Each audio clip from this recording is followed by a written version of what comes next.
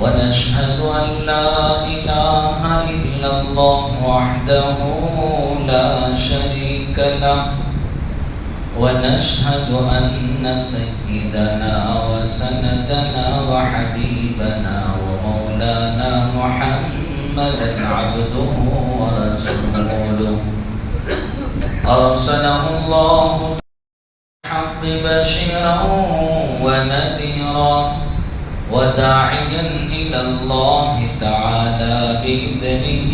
وسراجا منيرا أما بعد فإن أصدق الحديث كتاب الله وخير الهدي هدي محمد صلى الله عليه وسلم وخير الأمور عوازمها وشر الأمور محدثاتها وكل محدثة بدعة وكل بدعة ضلالة وكل ضلالة في النار أعوذ بالله من الشيطان الرجيم بسم الله الرحمن الرحيم وكذلك نولي بعض الظالمين بعضا بما كانوا يكسبون وقال تعالى ولا تقولوا لمن يقتل في سبيل الله أموات بل أحياء ولكن لا تشعرون آمنت بالله صدق الله مولانا العظيم وقال النبي صلى الله عليه وسلم سيدا شباب أهل الجنة الحسن والحسين رضي الله تعالى عنهما أو كما قال عليه الصلاة والسلام. معزز حاضرین، محترم سامعین، اللہ جل جلالہ و منوالہ نے جب سے اس دنیا کو بنایا اور اپنے بندوں میں جسے آپ پسند کرتے ہیں، جسے آپ چاہتے ہیں، اور جو بندے اللہ کو سب سے زیادہ پسندیدہ ہیں، اللہ نے ہر ایک کو آزمائشوں سے گزارا ہے اور اللہ تعالیٰ نے جتنا اپنے قریب کیا ہے اتنا ہی زیادہ وہ بندوں کو آزمایا ہے۔ ساری کائنات میں سب سے مقدس اور سب سے اعلیٰ، سب سے ارفع اور سب سے عزت دار اگر کوئی شخص ہوتے ہیں تو انبیاء ہوتے ہیں۔ تو اللہ تعالیٰ نے حضرات انبیاء کرام علیہ السلام کو آزمائشوں سے گزارا ہے۔ اللہ نے حضرت ابراہیم علیہ السلام کو آگ میں ڈال کر آزمایا، حضرت زکریا علیہ السلام، حضرت یحییٰ علیہ السلام، حضرت ایوب علیہ السلام کہ حضرت ایوب کو بیماریوں میں مبتلا کر کے آزمایا، حضرت زکریا کو قتل کر کے آزمایا کہ ان کے قوم کے لوگوں نے حضرت زکریا علیہ السلام کو قتل کر دیا، اور طرح طرح سے اللہ نے انبیاء کو آزمایا۔ اور اس میں سب سے زیادہ جو امام الانبیاء ہیں، جو تمام نبیوں کے سردار ہیں اور جنہوں نے تمام نبیوں کی امامت کی ہے، جو سید الاولین والآخرین، سید الکونین ہیں، اللہ تعالیٰ کے جو سب سے زیادہ مقرب ہیں، آپ نے اپنے محبوب نبی کو بھی آزمایا ہے اور آزمائشوں سے گزارا ہے۔ چنانچہ روایت ہے اللہ کے رسول صلی اللہ علیہ وسلم نے ارشاد فرمایا لَقَدْ أُوذِيتُ فِي اللَّهِ لَا يُؤْذَى أَحَدٌ وَلَقَدْ أُخِذْتُ فِي اللَّهِ لَا يُخَافُ أَحَدٌ۔ اللہ کے رسول نے فرمایا کہ جتنا مجھے دین کے بارے میں، دین اسلام کے بارے میں جتنی مجھے اذیتیں اور تکلیفیں دی گئی اور جتنا آپ کو ستایا گیا اور جتنا آپ کو پریشان کیا گیا اور جتنی تکالیف و مصائب آپ پر آئی، لا یؤذى احد، اتنا کسی اور کو نہیں تکلیف دی گئی۔ وَلَقَدْ أُخِذْتُ فِي اللَّهِ وَلَا يَخَافُ أَحَدٌ، اور جتنا مجھے دین کے بارے میں، اسلام کے بارے میں اللہ سے جتنا ڈرایا گیا اتنا کسی اور کو ڈرایا نہیں گیا۔ اور یہ سلسلہ چلتا رہا، اور اسی کی ایک کڑی جو اس مہینے کی 10 تاریخ کو یوم عاشوراء کو سیدنا حضرت امام حسین رضی اللہ تعالیٰ عنہ کی شہادت جو ہوگی، اور اسی طریقے پر چلتے ہوئے جس طرح اللہ تعالیٰ نے اپنے محبوب نبی کو آزمائشوں سے گزارا، اسی طرح آپ کے خاندان اہل بیت اطہار کہ جن کا خون وہ ساری کائنات کے زمین و آسمان سے مقدس ہے، اللہ نے اس خاندان کو بھی آزمائشوں سے گزارا۔ اور محرم الحرام کی 10 تاریخ کو یوم عاشوراء کو سیدنا حضرت امام حسین رضی اللہ تعالیٰ عنہ کو شہید کیا گیا، اور صرف ایک نہیں، دو نہیں، بلکہ رسول اللہ صلی اللہ علیہ وسلم کے خاندان کے 72 افراد کو وہ شہید کیا گیا۔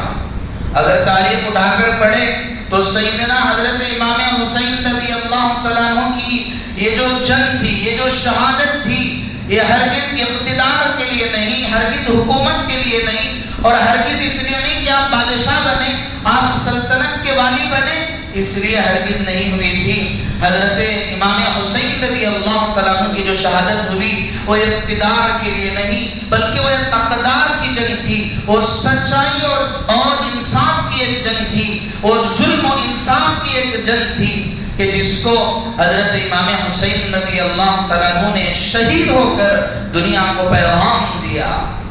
آپ اگر چاہتے تو آپ یزید کے ہاتھ پر بیعت کر لیتے، آپ اگر یزید کے ہاتھ پر بیعت کر لیتے تو کربلا کا واقعہ کبھی پیش ہی نہیں آتا، لیکن امت کو پیغام دینا تھا۔ اللہ تعالیٰ نے اپنے محبوب نبی سے فرمایا تھا، ان اللہ لا يحب الخائنین، ان اللہ لا يهدی کید الخائنین، کہ دیکھو دنیا میں رہتے ہوئے ظالم کبھی مت بننا اور کبھی ظلم مت کرنا، اور جس طرح کسی پر ظلم نہیں کرنا اور کسی پر ظالم نہیں بننا، اسی طرح کسی ظالم کا بھی ساتھ مت دینا۔ حضرت حسین رضی اللہ تعالیٰ عنہ یزید کے ہاتھ پر اس لیے بیعت نہیں کیے کہ تاکہ یزید وہ فاسق و فاجر تھا، وہ شرابی تھا، وہ جھوٹا تھا، جس کی بنیاد پر حضرت حسین رضی اللہ تعالیٰ عنہ نے سچائی کے خاطر یزید کے ہاتھ پر آپ نے بیعت نہیں کی، اور امت کو پیغام دیا کہ جب تک دنیا میں رہیں وہ حق کا ساتھ دے، وہ سچائی کا ساتھ دے۔ اس میں پیغام ہے ان لوگوں کے لیے جو سچائی کو پسند کرتے ہیں، جو حق کو پسند کرتے ہیں، جو سچائی پر چلنا چاہتے ہیں، ان کے لیے پیغام ہے کہ حضرت حسین رضی اللہ تعالیٰ عنہ نے اپنی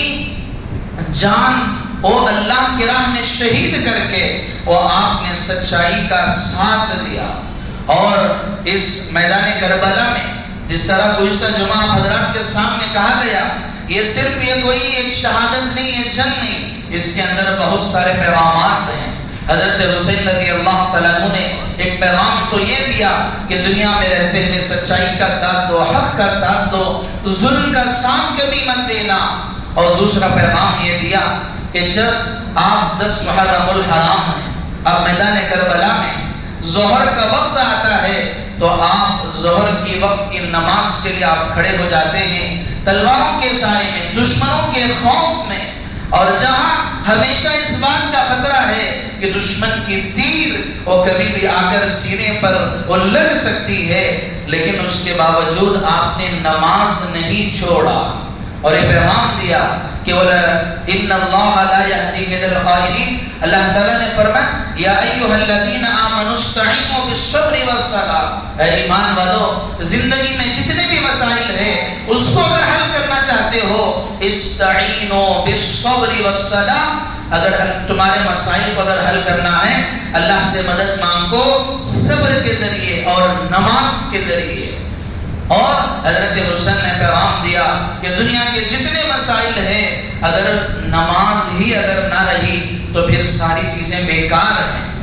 حالانکہ دشمنوں کا خوف تھا، جنگ کا میدان تھا، یہ بھی کہا جا سکتا تھا کہ نماز تو معاف ہو جائے گی، لیکن آپ نے فرمایا کہ نہیں، نماز کے بغیر کوئی چیز اصل نہیں ہے۔ اپنے مسائل کا حل اگر چاہتے ہو نماز کو نہ چھوڑنا، اور دوسرا بالصبر، اللہ کی یہاں کی طرف سے جو اللہ تعالیٰ نے ہمیں آزمایا ہے اس پر صبر کرنا۔ یہ پیغام حضرت حسین رضی اللہ تعالیٰ عنہ نے دیا۔ اور پھر ایک تیسرا پیغام جو ہمیں اس واقعے سے ملتا ہے کہ جب ظہر کے وقت جب ظہر کی نماز ہوئی تو اس کے بعد جب عصر کا وقت قریب آ رہا تھا تو دیکھا کہ ظہر میں جو 72 افراد تھے اب ہو کر وہ 22 یا 25 افراد رہ گئے ہیں۔ حضرت حسین رضی اللہ تعالیٰ عنہ کو بھی یہ گویا کہ یقین ہو گیا کہ میں بھی اب اللہ کی راہ میں شہید کر دیا جاؤں گا۔ آپ نے اپنی بہن حضرت زینب بنت علی رضی اللہ تعالیٰ عنہ کو اپنے پاس بلایا اور کہا کہ اے میری بہن، ان قتلت فلا تبکی، دیکھ اگر مجھے قتل کر دیا جائے اور میں شہید کر دیا جاؤں تو فلا تبکی، واویلا مت کرنا، نوحہ مت کرنا اور رونا نہیں، اس پر صبر کرنا۔ اور یہ پیغام دیا کہ دیکھ کہیں ایسا نہ ہو جائے میری شہادت کے غم میں تم اپنا ماتم کرتے ہوئے تم لوگوں کے سامنے آ جاؤ اور اپنے سر کے اوپر سے دوپٹہ ہل جائے اور تمہارا چہرہ اور تمہارے بال لوگوں کو نظر آ جائے، ایسا ہرگز مت کرنا۔ اور پیغام دیا کہ جانتی بھی ہو کہ ہم کس کی اولاد ہیں، ہم اس فاطمہ رضی اللہ تعالیٰ عنہ کی اولاد ہیں جو جنتی عورتوں کی سردار ہیں، ہم اس فاطمہ کی اولاد ہیں جو امام الانبیاء کی بیٹی ہیں، اور ہم اس فاطمہ کی اولاد ہیں جو حضرت علی رضی اللہ تعالیٰ عنہ کی زوجہ ہیں، ہم اس فاطمہ کی اولاد ہیں جس کا تذکرہ، جس کی سیرت اللہ نے قرآن میں بیان کی ہے، اور ہم اس فاطمہ کی اولاد ہیں جن کے متعلق صفائی کا اعلان اور جن کے متعلق آیتیں اللہ تعالیٰ نے قرآن مجید میں بیان فرمائی ہیں۔ اور ہم اس فاطمہ کی اولاد ہیں کہ جنہوں نے اپنے آخری وقت میں اپنے شوہر، اپنے زوج حضرت علی رضی اللہ تعالیٰ عنہ سے وصیت فرمائی تھی کہ اپنا آخری وقت ہے۔ آپ نے حضرت علی رضی اللہ تعالیٰ عنہ کو بلایا اور بلا کر کہا کہ میں ایک وصیت کرنا چاہتی ہوں۔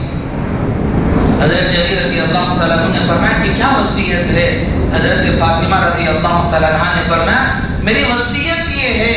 کہ میرے دنیا سے جانے کے بعد میرا جنازہ اور رات کی تاریکی میں لے کر جانا۔ حضرت علی رضی اللہ تعالیٰ عنہ نے پوچھا کہ فاطمہ اس میں کیا حکمت ہے؟ حضرت فاطمہ رضی اللہ تعالیٰ عنہ نے کہا کہ دیکھو، جب میں اس دنیا سے چلی جاؤں گی اور اللہ کی بارگاہ میں کھڑی ہوں گی اور دنیا کے ہر انسان کو اللہ کے یہاں حساب تو دینا ہی ہے، وہ جو بھی ہو، دنیا میں بھلے کتنے ہی بڑے عہدے پر رہا ہو اور کتنی ہی بڑی نسبتیں اس کے ساتھ لگی ہو، لیکن حساب تو اللہ کے یہاں ہر ایک کو دینا ہے۔ اور اللہ میرا بھی کل قیامت کے دن حساب لیں گے اور اللہ مجھ سے پوچھیں گے کہ اے فاطمہ، میں نے تمہارے لیے تمہارا مقام بہت اونچا کیا تھا، میں نے تمہارا تذکرہ، تمہاری سیرت کو قرآن میں بیان کیا، میں نے تمہیں امام الانبیاء کی بیٹی کا لقب دیا، اور میں نے تمہیں سیدۃ النساء اہل الجنہ کا لقب دیا کہ تم جنتی عورتوں کی سردار ہو، اور میں نے تمہارا تذکرہ قرآن مجید میں کیا، اور میں نے حضرت علی رضی اللہ تعالیٰ عنہ جو خلیفہ تھے اور جو عشرہ مبشرہ میں ہیں اور جو نبی کے رفیق محترم ہیں اور جن کو اللہ کے رسول نے باب العلم کہا، میں نے تمہیں ان کی زوجہ بنایا، میں نے ان کی بیوی بنایا، اتنی ساری فضیلتیں میں نے تم کو دی ہے، تم میرے دربار میں کیا لے کر آئی ہو؟ کل قیامت کے دن اللہ اگر مجھ سے پوچھے تو میں اللہ کے بارگاہ میں یہ کہوں گی کہ اے باری تعالیٰ، میں آپ کے پاس ایسا چہرہ لے کر آئی ہوں کہ میں دنیا میں رہتے ہوئے کسی محرم کی نظر اس پہ نہیں پڑی ہے، زندہ رہتے ہوئے تو کیا میرے جنازے پر بھی کسی غیر محرم کی نظر نہیں پڑی ہے۔ میں کل قیامت کے دن اللہ کے بارگاہ میں کہہ سکوں کہ اے اللہ کہ میرا جنازہ بھی جو اٹھا ہے تو اس جنازے پر بھی کسی غیر محرم کی نظر نہیں پڑی ہے۔ تو میرے عزیزوں، کربلا کے اس میدان میں حضرت حسین رضی اللہ تعالیٰ عنہ کی شہادت میں حضرت حسین رضی اللہ تعالیٰ عنہ نے اپنی بہن حضرت زینب بنت علی رضی اللہ تعالیٰ عنہ کو پیغام دیا کہ دیکھو کبھی پردے کو مت چھوڑنا۔ آج ہم سب کے لیے سبق ہے، کتنی امت کی بیٹیاں ہیں، کتنی اس امت کی بہنیں ہیں جو صرف تعلیم کے نام پر، جو صرف نوکری کے نام پر اپنے چہرے کو وہ سجا کر غیروں کی اوروں کی زینت کا، اوروں کی وہ زینت کا ذریعہ بن رہے ہیں۔ اس میں پیغام ہے کہ یہ اس امت کی بیٹیاں ہیں جنہوں نے اپنی آخری وقت میں وصیت کی تھی کہ میری زندگی میں تو کیا، میرے مرنے کے بعد ہمارے جنازے پر بھی کسی غیر محرم کی نظر نہ پڑے۔ یہ ایسی امت کی بیٹیاں ہیں کہ جو صرف دنیاوی فائدے کے خاطر اور جن تھوڑے سے فائدے کے خاطر وہ اپنے چہرے کو سجا کر وہ کسی غیروں کی گندی نظروں کا شکار وہ بن رہی ہیں۔ کہ آج تعلیم کے نام پر، آزادی کے نام پر اپنے سینوں کو کھلا رکھ کر وہ اپنی امت کی بیٹیاں وہ گویا کہ ہماری اکابرین کی جو وراثت ہے اس کو ختم کر رہی ہیں۔ تو یہ پیغام حضرت حسین رضی اللہ تعالیٰ عنہ نے کربلا کے میدان میں دیا کہ ایک سجدے کو مت چھوڑو، ایک پردے کو مت چھوڑو۔ اور تیسرا پیغام جو حضرت حسین رضی اللہ تعالیٰ عنہ نے دیا کہ دنیا میں رہتے ہوئے وہ حق کا اور سچائی کا ساتھ دینا۔ اللہ تعالیٰ نے اپنے کلام پاک میں ارشاد فرمایا وَكَذَلِكَ نُوَلِّي بَعْضَ الظَّالِمِينَ بَعْضًا بِمَا كَانُوا يَكْسِبُونَ۔ کہ آج دنیا میں رہتے ہوئے اللہ نے کسی کو تھوڑی بہت طاقت دی ہے۔ آج کے دور میں ہم کیا دیکھیں، اللہ نے اس دنیا میں بہت زیادہ طاقتور لوگوں کو اللہ نے پیدا کیا۔ حضرت آدم علیہ السلام سے لے کر آج تک دیکھیں تو اس امت میں شداد بھی پیدا ہوا، اس امت میں فرعون بھی پیدا ہوا، اور اللہ تعالیٰ نے اس امت میں چنگیز خان اور ہلاکو خان جیسے ظالموں کو بھی اللہ نے پیدا کیا، حجاج جیسے ظالموں کو بھی اللہ نے پیدا کیا، جنہیں اللہ نے سلطنتیں اور حکومتیں دی تھی۔ لیکن اللہ تعالیٰ کا اصول ہے کہ دنیا کبھی ظالم کو یاد نہیں رکھتی، وہ مظلوم کو یاد رکھتی ہے۔ اور اللہ تعالیٰ نے یہ پیغام دیا کہ دنیا میں رہتے ہوئے ہمیشہ وہ حق کا ساتھ دینا، مظلوم بن جانا مگر ظالم مت بننا، اور سچائی کے لیے اور حق کے لیے اللہ نے اپنے کلام پاک میں ارشاد فرمایا یا ایھا الذین آمنوا کونوا قوامین للہ شہداء بالقسط کونوا قوامین شہداء للہ ولو علی انفسکم او الوالدین والاقربین ان یکن غنیا او فقیرا فاللہ اولی بہما فلا تتبعوا الہوی ان تعدلوا۔ اللہ کی طرف سے یہ حکم دیا گیا ہے کہ دنیا میں جب گواہی کا موقع آئے، جب فیصلے کا موقع آئے، اور جب کسی چیز کو اختیار کرنے کا موقع آئے تو تم حق کو، سچائی کو اختیار کرنا اور گواہی سچی دینا۔ ایسا نہ ہو کہ یہ میرا دوست ہے، چلو دوست کے خاطر اپنی اس کے 100 جھوٹ اس کے معاف کر دیے، اس کے 100 خون اس کے معاف کر دیے، اور جب فیصلے کی نوبت آئی تو آپ نے صرف دوست ہونے کے خاطر آپ نے غلط فیصلہ کر دیا، اور صرف دوستی کے خاطر، اور صرف بھائی کے خاطر، اور صرف بہن کے خاطر، اور صرف رشتہ داری کے خاطر تم نے وہ غلط فیصلہ کر دیا۔ آج امت میں کتنے واقعات ایسے رونما ہوتے ہیں، معلوم ہے بیٹھ کر فیصلہ کرنے والے کو کہ یہ غلط ہے، لیکن اس لیے اس کی طرفداری ہوتی ہے کہ یہ میرا رشتہ دار ہے، یہ میرا بھائی ہے، میں اس کو چھوڑ کر کیسے دے دوں۔ اللہ تعالیٰ فرما رہے ہیں وَلَوْ عَلَىٰ أَنفُسِكُمْ، اگر گواہی دینے کی وجہ سے، فیصلہ کرنے کی وجہ سے اگر تمہارے خلاف ہی کیوں نہ ہو، جھوٹی گواہی مت دینا۔ ابھی الوالدین، اگرچہ کہ وہ بات تمہارے والدین کے خلاف ہی کیوں نہ ہو، ابھی الاقربین، چاہے وہ تمہارے رشتہ داروں کے خلاف ہی کیوں نہ ہو، ان یکن غنیا او فقیرا، ایسا نہ ہو کہ فلاں غریب ہے، اس کی طرفداری کرنے سے اگرچہ کہ وہ سچ پر ہے مجھے کوئی فائدہ ہونے والا نہیں ہے، وہ فلاں مالدار ہے، اگر میں اس کی طرفداری کر دوں گا کرو، اگر کر لو تو میرا فائدہ ہو جائے گا۔ اللہ فرمائے ان یکن غنیا او فقیرا، اگرچہ کہ وہ غنی اور مالدار ہو، اگرچہ کہ وہ فقیر ہو، فاللہ اولا بہما، اللہ ان سب سے بہتر ہے۔ فلا تتبعوا الہوى ان تعدلوا، اپنے خواہشات کی پیروی مت کرو اگر تم انصاف کرنا چاہتے ہو۔ کہ جب مکہ فتح ہوا، مکہ فتح ہونے کے بعد اللہ کے رسول صلی اللہ علیہ وسلم کے دربار میں ایک فیصلہ آیا۔ فیصلہ یہ آیا کہ ایک فاطمہ بنت قیس تھی، ان کے متعلق کہا گیا کہ انہوں نے چوری کی ہے، اور جو فاطمہ بنت قیس تھی وہ مالدار گھرانے سے تھی، اور جس کا خاندان بڑا عزت اور مالدار سمجھا جاتا تھا۔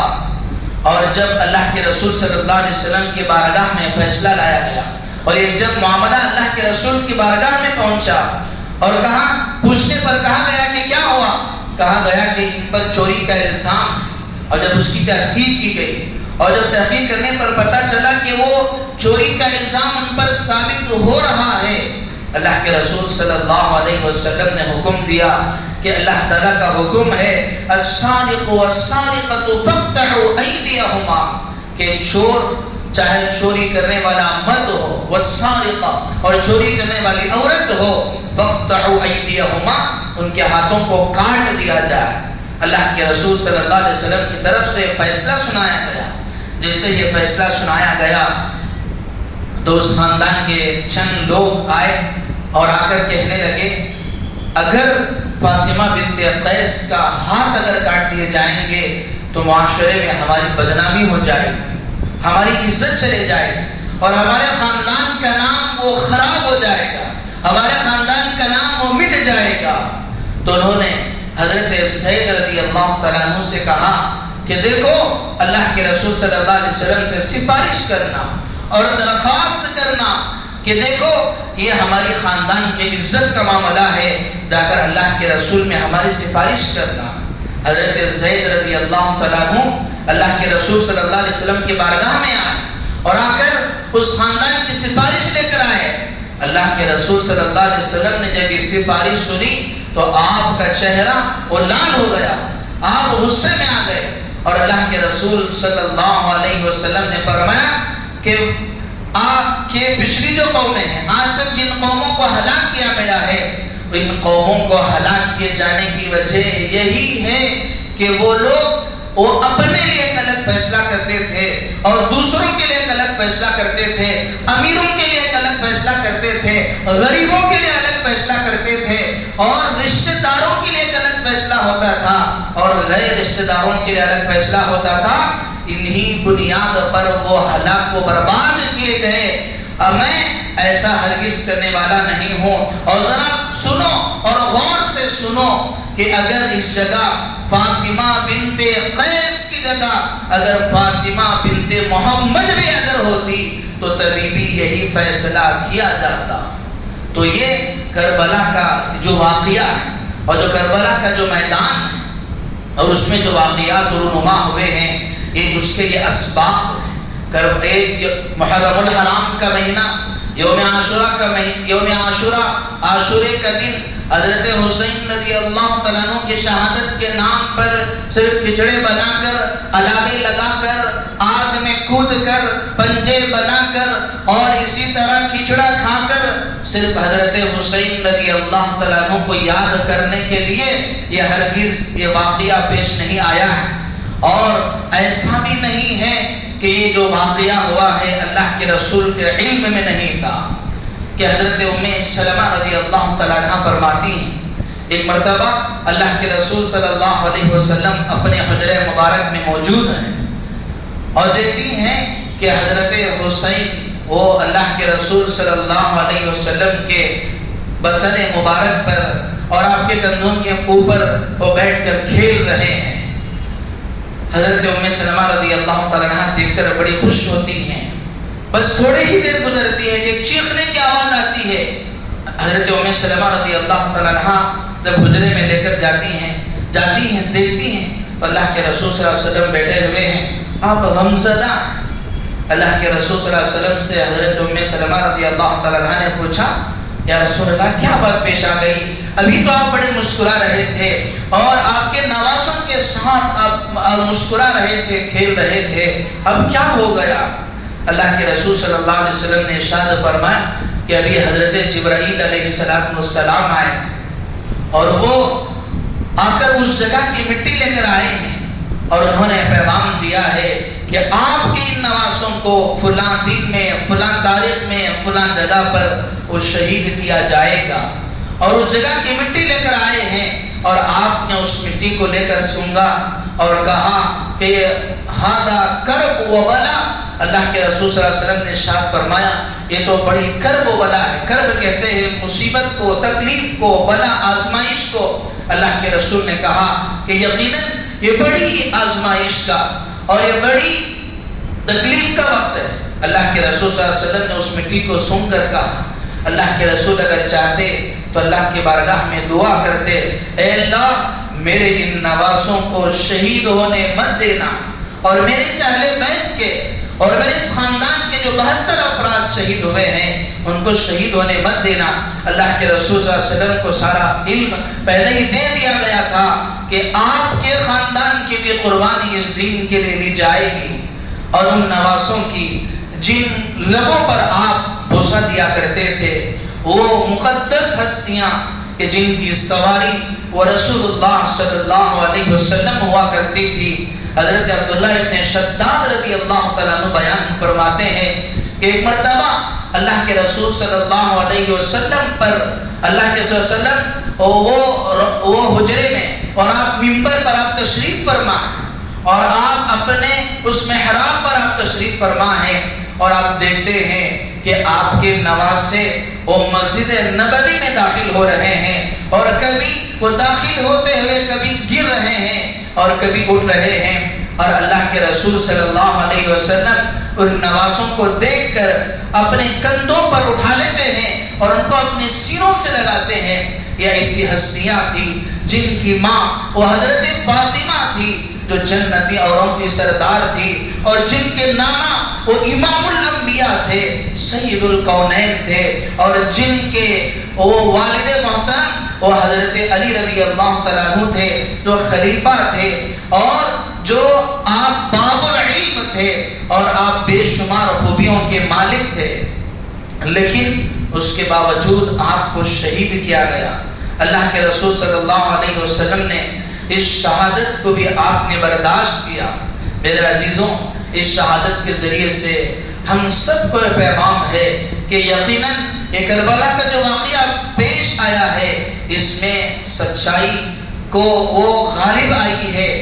بظاہر وقتی طور پر ایسا لگا کہ حضرت حسین رضی اللہ تعالیٰ عنہ کی شہادت ہو گئی ہے اور اب ختم ہو گئے، نہیں، قتل حسین اصل میں مرگ یزید ہے۔ اسلام زندہ ہوتا ہے ہر کربلا کے بعد، نہ او یزید کا ظلم باقی رہا، نہ رہی زیاد کی جفا، نام باقی رہا تو حسین کا باقی رہا۔ یہ کربلا کا پیغام رہا کہ کربلا نے پیغام دیا کہ آج ہر ممبر و محراب پر حضرت حسین رضی اللہ تعالیٰ عنہ کا نام لیا جاتا ہے تو بڑے ہی ادب سے لیا جاتا ہے، اور آپ پر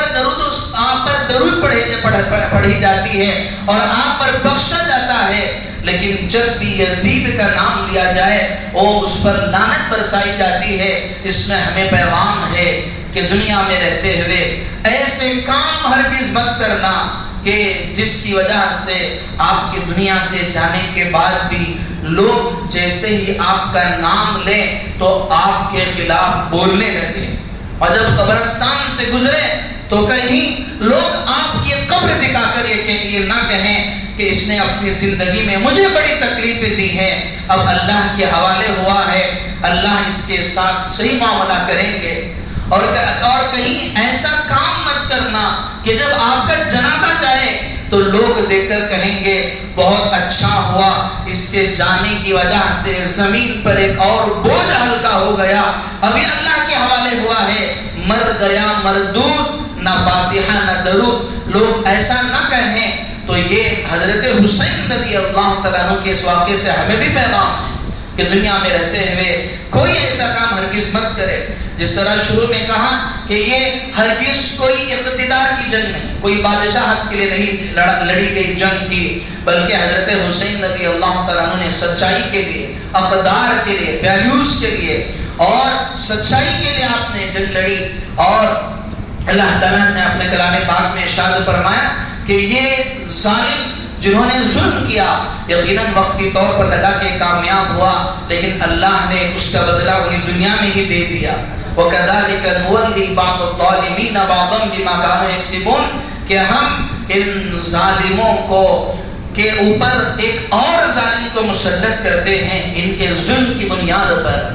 جب 10 محرم الحرام کو حضرت حسین رضی اللہ تعالیٰ عنہ کی شہادت ہوئی تھی، ٹھیک اس کے 5.5 سے 6 سال کے بعد مختار ثقفی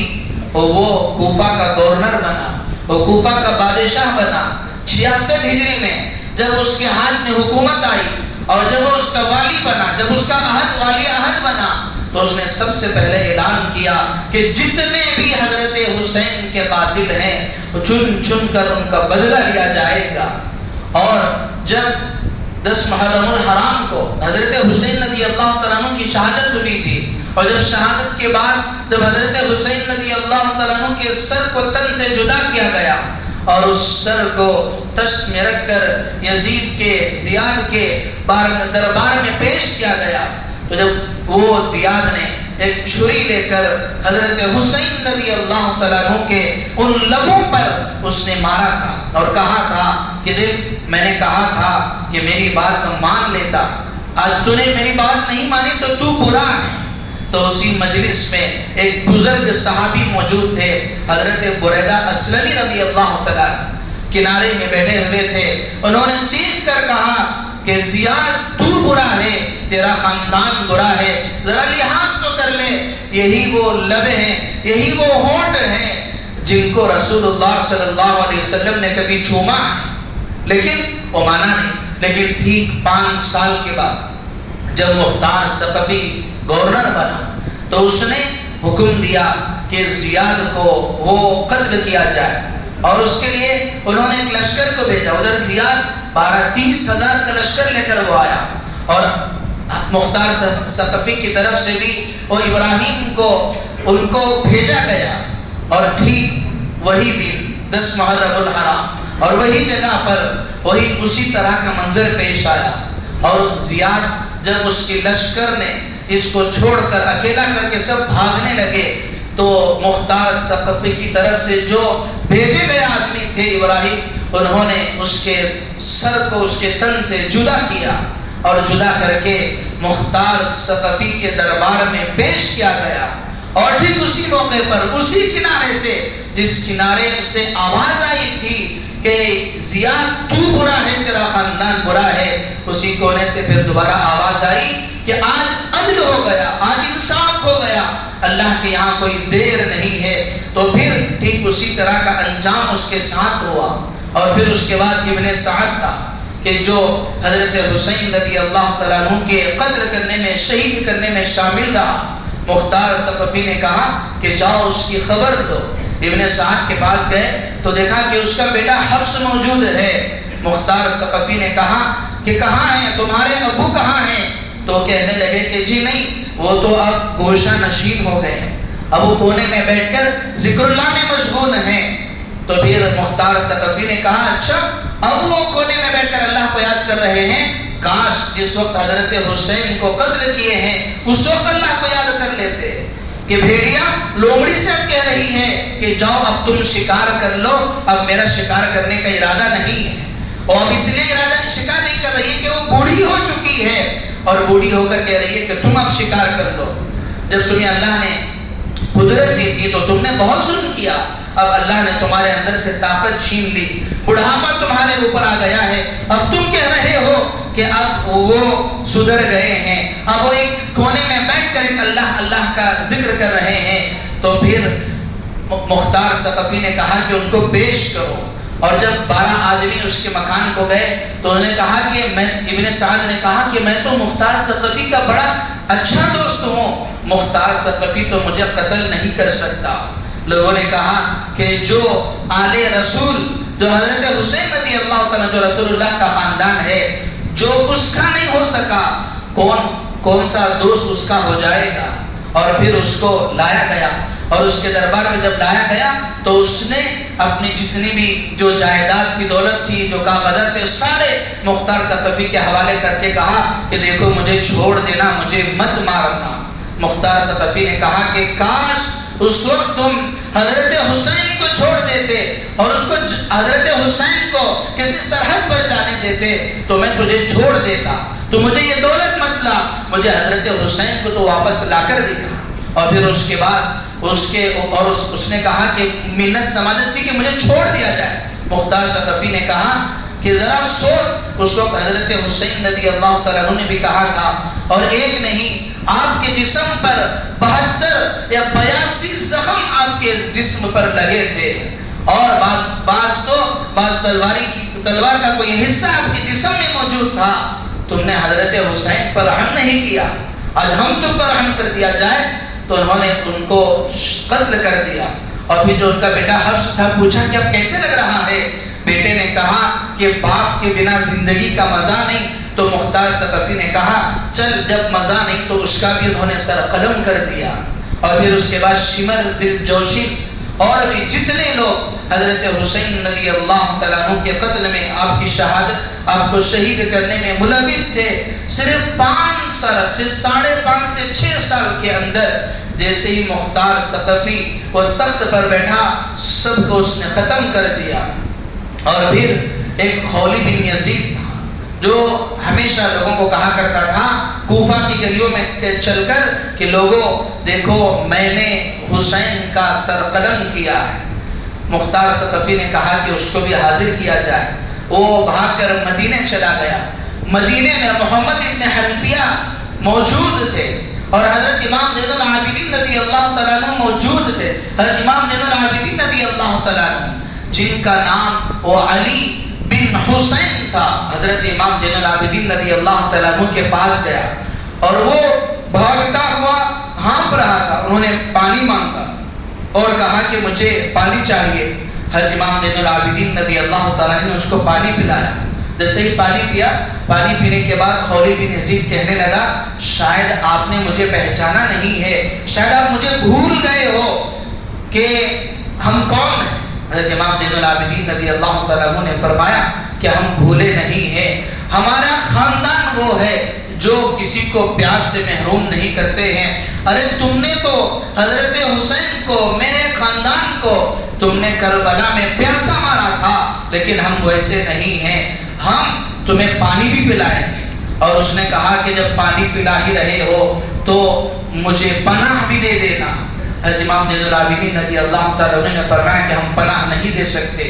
کہ اس موقع پر حضرت حسین تھے، میرے والد موجود تھے، وہاں ان کی بھانجیاں تھیں، ان کی بھتیجیاں تھیں، اور علی اصغر چھوٹے بچے تھے جنہوں نے حضرت حسین کے ہاتھوں میں دم توڑا تھا۔ کیا تم نے اس وقت رحم کیا؟ کیا تم نے اس موقع پر انہیں پناہ دی؟ تو تم نے پناہ نہیں دی، آج بھی تمہیں پناہ نہیں دی جائے۔ اور پھر مختار ثقفی نے خولی بن یزید کو بلا کر مختار کو پوچھا کہ ارے تم ہی تو کہا کرتے تھے کہ میں نے حسین کا سر قلم کیا ہے، بتاؤ۔ تو کہنے لگا کہ نہیں، میں نے سر قلم نہیں کیا ہے، بس میں لوگوں میں نام و نمود کے لیے لوگوں میں یہ کہا کرتا تھا۔ تو پھر مختار ثقفی نے کہا کہ اس کو ایسے قتل نہیں کیا جائے گا، اس کو لٹکایا جائے اور اس کے بدن پر تلواروں کے نشان لگائے جائے، اور پھر اس کے بعد اس کا سر قلم کیا گیا۔ غرض میرے عزیزوں، کہنے کا مقصد یہ ہے کہ صرف 5 سال، صرف 6 سال کے اندر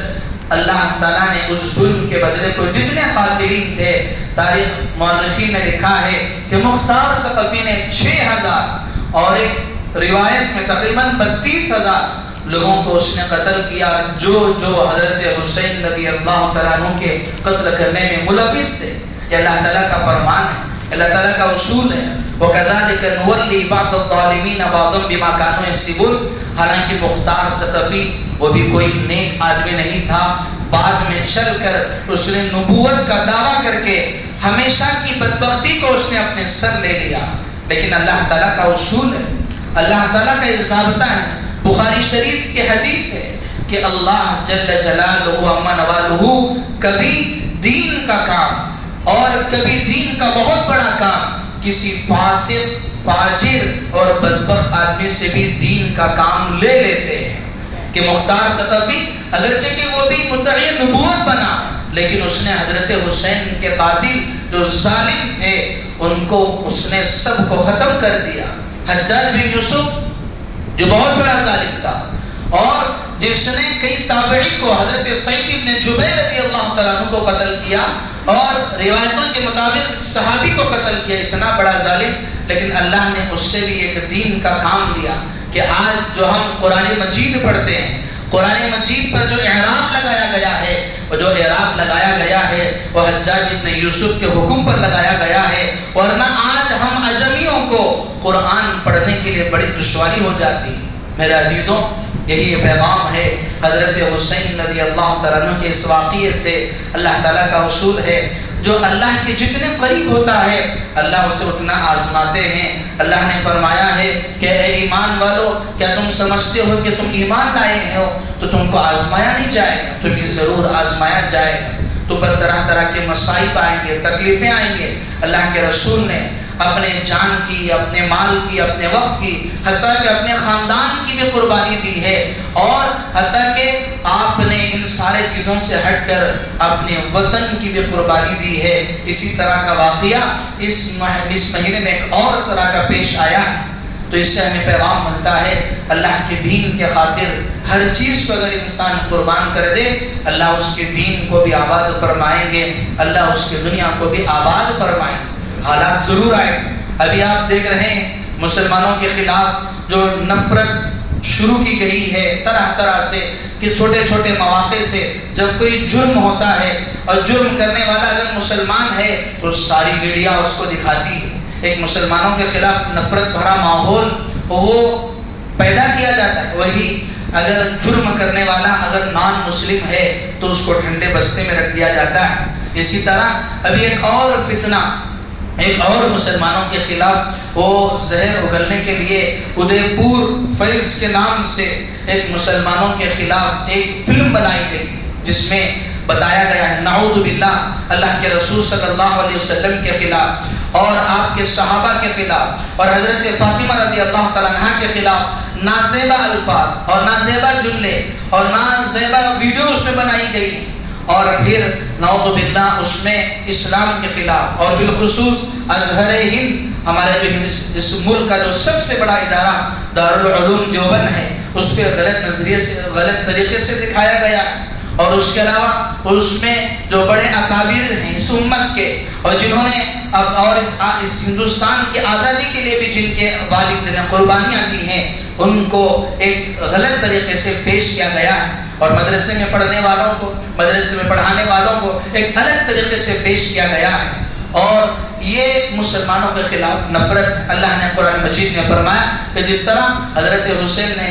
سچائی کا ساتھ دیا اور حضرت حسین کو آزمایا گیا اسی طرح ہمیں بھی آزمایا جا رہا ہے. وَلَنَبْلُوَنَّكُمْ بِشَيْءٍ مِّنَ الْخَوْفِ خوف کے ذریعے ڈرا کر لوگوں میں خوف کا ماحول بنا کر کہ مسلمان اگر تنہا اگر ان علاقوں میں گزرنا چاہے تو اس کے اندر ڈر پیدا ہوتا ہے کہ نہ جانے اس نفرت کا اثر ہم پر ہو جائے. تو اس طرح کے حالات آتے رہیں گے. ہمیں اس موقع پر اللہ سے دعائیں بھی کرنا ہے اور صبر کا مظاہرہ بھی کرنا ہے. اللہ سے دعا کرتے ہیں اللہ ہم سب کو صبر کی توفیق عطا فرمائے اور ان جیسے حالات میں امت کے ہر ایک فرد کی اللہ حفاظت فرمائے. آخر میں گزارش ہے ہمارے اس شہر کرناٹک اور شہر بنگلور کے ایک عظیم شخصیت حضرت مولانا انظر شاہ صاحب قاسمی دامت برکاتہم جن کے بیانات آپ نے یقیناً بے شمار سنے ہوں گے. یہی وہ شخصیت تھی کہ جن کے بیانات سننے کے لیے لوگ 11:30 بجے بھی مسجد بھر جایا کرتی تھی. بعد میں آپ پر بھی آزمائشیں آئی, حالت آئی, حضرت ابھی بہت بیمار ہیں اور آپ کی طبیعت بہت ناساز ہے. یہ وہ شخص تھے, شیر دل انسان تھے جنہوں نے حق بولنے کے لیے کوئی سمجھوتا نہیں کیا, کسی طرح کا سمجھوتا نہیں کیا. حتیٰ کہ وہ جیل کے سلاخوں کے پیچھے بھی جا کر آئے اور انہوں نے سنت یوسفی کو زندہ کیا اور آج جو بیمار ہیں میں آپ سے بھی اور ہم سب سے بھی آپ سب سے دعاؤں کی درخواست کرتا ہوں کہ آپ دعائیں کریں کہ اللہ تعالیٰ حضرت کو بھی صحت عطا فرمائیں اور اللہ امت کے تمام بیماروں کو شفاء کلیہ عاجلہ مستمرہ دائمہ نصیب فرمائے. آمین. وآخر دعوانا ان الحمد للہ رب العالمین.